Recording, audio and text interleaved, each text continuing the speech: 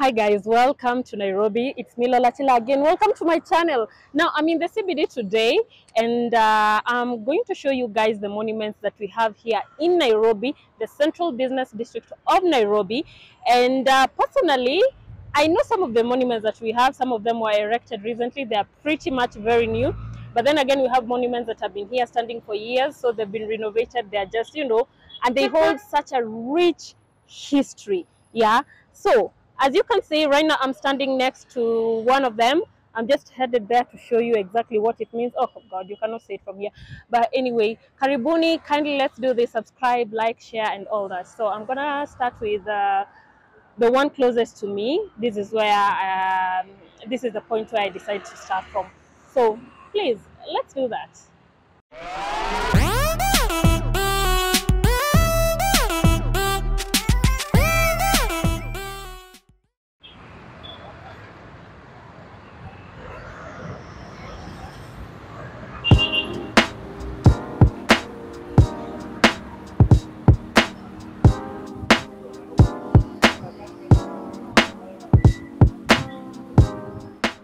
So this is the first monument so far. Let's see whether it has some details.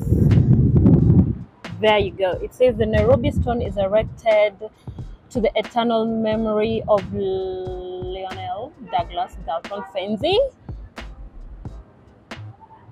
OB Order of Leopold II, who, having founded the Royal East African Automobile Association in 1919, remained its devoted honorary secretary until his death on May 15th, during which period he pioneered several motor routes as described below. Now this is the Galton Fenzi Globe. This monument is located on the corner of Kenyatta Avenue and Koinange Street. Douglas Galton Fenzi is said to have been the first man who in January 1926 drove all the way from Mombasa to Nairobi. He founded the East African Automobile Association in September 1919. Through this organization, driving tests and traffic regulations were introduced. And the funny thing is, let me tell you an interesting story. I noticed this particular place for the first time just recently.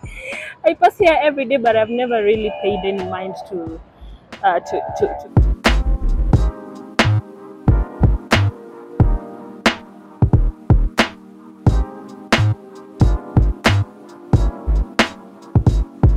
This memorial was erected in 1939 to honor him for his contributions to motoring in Kenya. Some of our cities and towns here, we have Nakuru, Kisumu, Eldoret, we have Kampala too here, which is in Uganda, Kabale, which is still in Uganda, and then this is Nairobi. So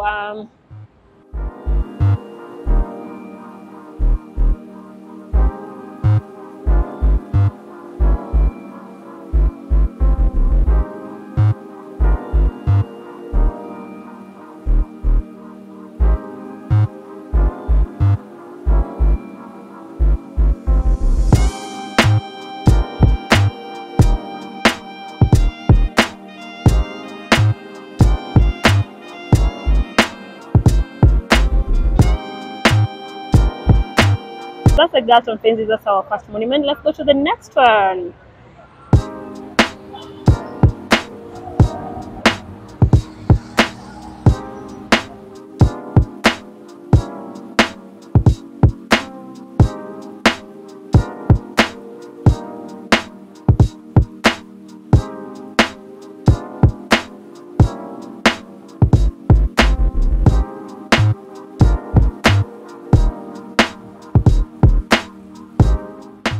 Now this is our second monument. It's located right here next to a certain building I don't want to mention.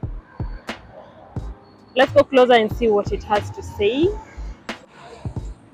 Funny thing, some of these monuments I've never really paid attention to them.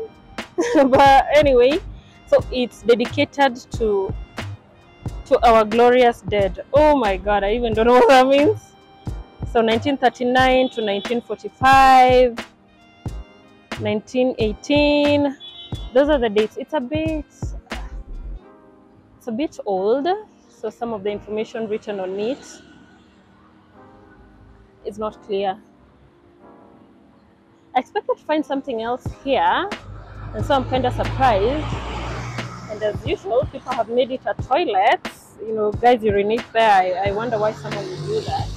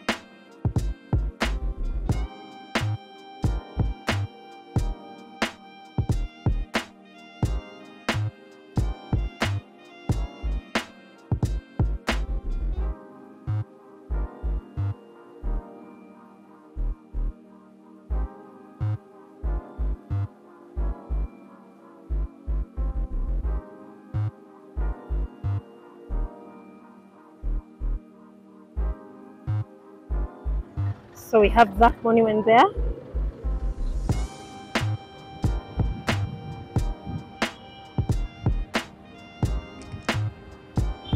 There you go. It's a monument of like 3 soldiers, but one of them looks more like a warrior. So yeah, not dressed up in the regalia that these two are dressed up in. You see. So this is the monument. Let's go around and see what it has to say.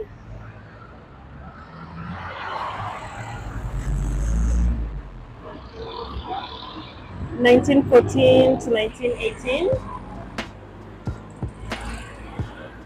This is to the memory of the native African troops who fought to the carriers who were the feet and the hands of the army, and to the other men who served and died for their king and country in Eastern Africa in the Greater War.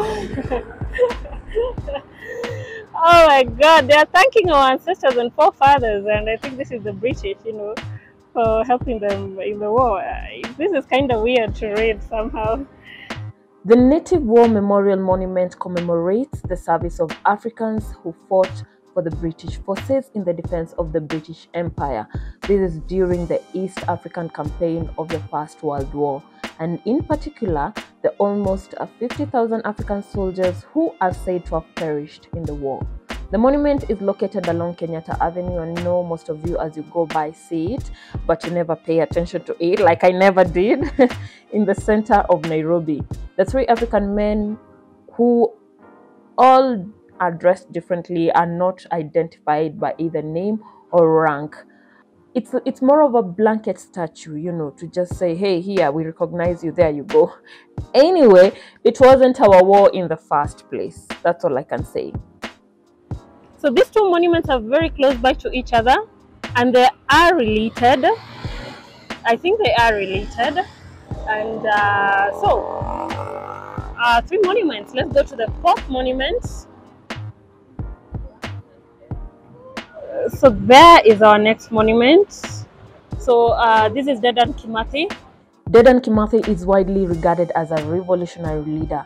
Now, Dedan led close to 10,000 Mau Mau soldiers on a protracted armed military struggle against the British colonial regime in Kenya in the 1950s until his capture. Let me tell you guys, the British did not understand how this guy was doing this for so long against them who had modern weapons. You now understand why it's protected. Already it's been vandalized, Now, during his capture, he was put through trial, and an all-African jury comprising of his kinsmen found him guilty, and he was executed by hanging in the early morning of February 18, 1957. If I'm correct about his age, he was around 36 to 37 years old. So the thing with the vandalism is that when our politics get seated in the country, because some of our war heroes, oh my God, war heroes come from certain communities. For people who wanted to let out their anger, they would target some of these monuments. This is just an assumption from me. And so as much as they were in the open in the first place when they were being erected, over time, some of these war hero monuments had to be protected because, wow, you know, I don't understand it. Like the Tomboya statue used to get hits. Like every other day it will be renovated and again it's down, something has happened, someone has broken an arm. Like it was so bad. But now the next statue I'm going to show you is the Tomboya one, and he's a pretty common figure. So let's go see what they.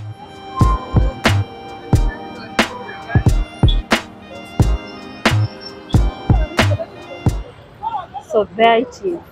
There is the guy. We have to cross this road so that I can be able to show you guys at a close up.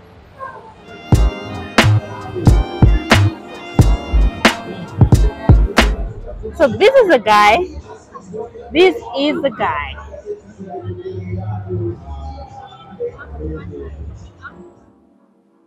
Thomas Joseph Odhiambo Mboya was a Kenyan trade unionist, educator, Pan-Africanist, author, independence activist, and statesman. This is just to name but a few for this a visionary young man who before even 40 had done a lot. He had such a big dream for Kenya as a country post-independence. So he helped build the trade union movement in Kenya, Uganda, and Tanzania, as well as across Africa, among many other accolades. Unluckily for us, he was assassinated on July 5th, 1968 at just the tender age of 39 years old. So this is now erected just in the middle of the CBD. You cannot miss it.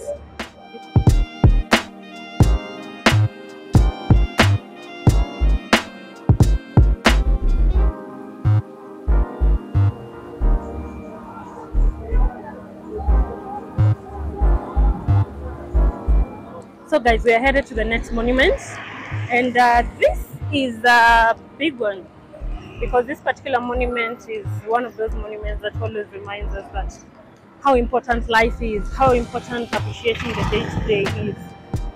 So guys, we are at our 6th monument, but they don't allow any form of photography or videography on the inside. The August 7th Memorial Park, which is located at the 1998 United States Embassy bombing scene along Haile Selassie Avenue. It contains a list of the names of all the people who died in the bombings, which were carried out by the Al-Qaeda terrorist group. The August 7th Memorial Park. And so I just wanted to show you from the outside. They've allowed me to take it from the outside, that this is how it looks like. So this park looks like this on the outside. People can sit here.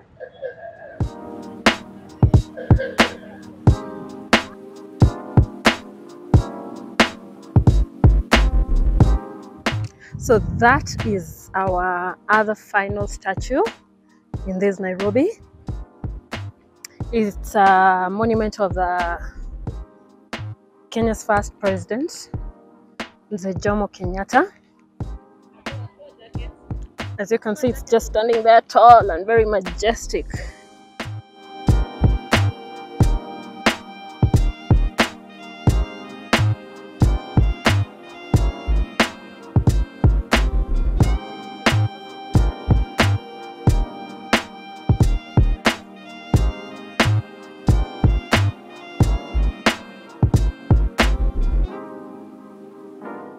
So guys, that's all I had for you today, and those are the statues and the monuments that are pretty much very common in Nairobi. And I'm glad that umekuja. You've been here doing all this with me. You know, I wanted to speak in Swahili, but anyway, let me speak in Swahili. I'm happy that mumekuwa na mimi throughout all this. So they all have different histories, they all have different meanings, and they are all important to the country's history, to put it that way. And it's important that they are there as reminders of exactly the journey that the country undertook to be where it is. My name is Lola Chila. Kindly subscribe to my YouTube channel, like, share, and if there are stories you want me to do, let me know in the comment section, and maybe some of you from other countries can show me what you have in your countries and exactly what the statues or memorials represent. So I'm checking out. Bye bye.